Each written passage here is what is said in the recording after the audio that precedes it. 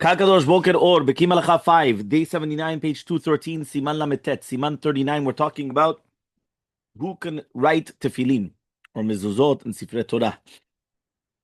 So now we're talking about a mumar, which is a sinner.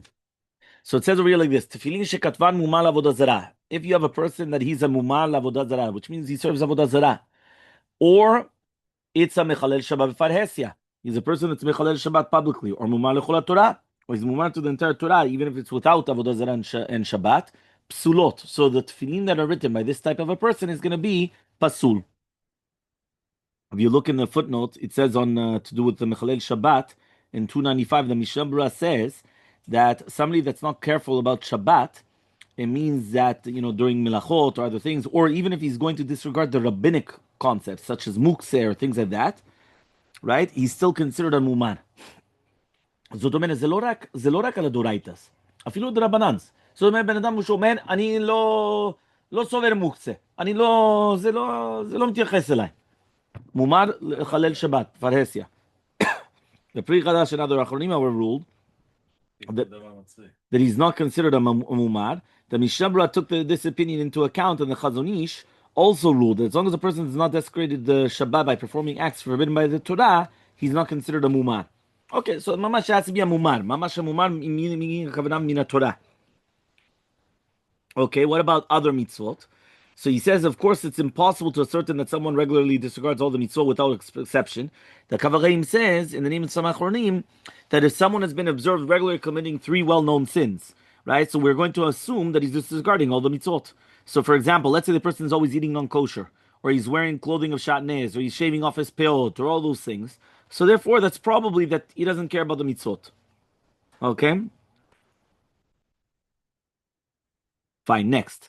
ואפילו עובר עלינו לתיאבון ולא להכיס. תפילין שכתב פסולות. So even if this guy comes and he's doing the עבירות, לתיאבון. He's not doing the עבירות להכיס.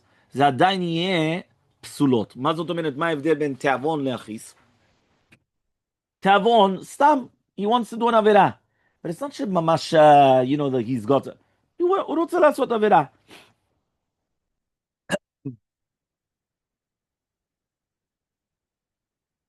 So he says over here like this. Look in 297 on the bottom. Mumar le'achis applies not only to someone whose intention is to spite his creator, but also anyone who has disdain for the mitzvah. For example, it applies to someone who has the choice of eating kosher or non-kosher food and purposely chooses the non-kosher food. If, however, his attitude is not to disdain the kosher food, but rather he wants to just stam, so therefore, he's not considered a mumar le'achis. Yeah? So he says like this. He says, how many sins creates mumar? Right? Because again, now we just spoke about the difference between mumar lachis and mumar leteavon v'amarnu she'en shum evdel po. Now the question is, how many sins create it? So he comes and he says like this. A Bahalacha quotes the Shach that even if someone desecrates the Shabbat or worships on a single occasion, he's already considered maybe a mumar. So likewise, if someone commits any other sins, even intentionally to spite Hashem, and the Torah, it could be that he's going to be a mumar until he does teshuvah. So that means, זה לא אומר, ברגע שיש לו מומר, זה אפילו עוד פעם אחת יכול להיות. זה לא צריך להיות 10 פעמים. So he says, the Mishnah Berurah stated that the poskim debated what the status is for someone who desecrated the Shabbat in public only one time. The Sharat Zion says the ruling is that a person is already considered a mumar, and the preface to Hilchot Shabbat in the Mishnah Berurah, he already says, if someone desecrates Shabbat several times in public, right? So then that's a mumar. But if you look at the Shulchan Aruch, it reveals that a mumar is someone who desecrates the Shabbat in public. Okay? This seems to support the position that applies someone who desecrated Shabbat several times. So it's not that pashut. Okay? Let's continue. So he says like this. Look on the top. Ve'im over alachat min hamitzvot. Okay? Okay. He's going to be over alachat. Imu leachis tefilin shekatav pesulot.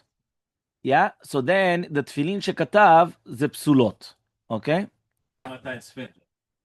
So if he's going to be over on one of the mitzvot, if it's going to be lachis, so then these tefillin are going to be psulot. If it's going to be teavon, so then it's going to be kshirot. The mumar, yeah, we've got a lot of that. The mumar davar echal lo avi mumar lechol Torah keshosel teavon. Because to do with the rest of the Torah, if it's going to be Shabbat en, right? Avodah zarah en, zeu. ברגע שזה מומר, מומר. לא משנה להכיס, לתיאבון, זה אותו דבר.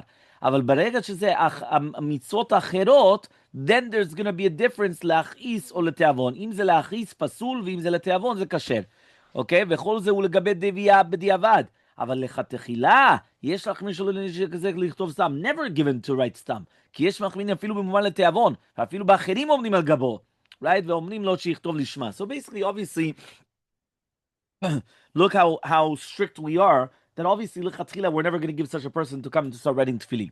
מומל לתפילין שאינו מניח תפילין. אפילו אם אינו עושה את זה להכעיס, תפילין שכתב פסולות. What happens if you have a מומר? It's לתיאבון. So again, and it's other mitzvot. We're not talking about Shabbat, we're not talking about Avodah Zarah, other mitzvot. So we just said that b'diavad, it's going to be okay. But let's say this guy never puts on tefillin.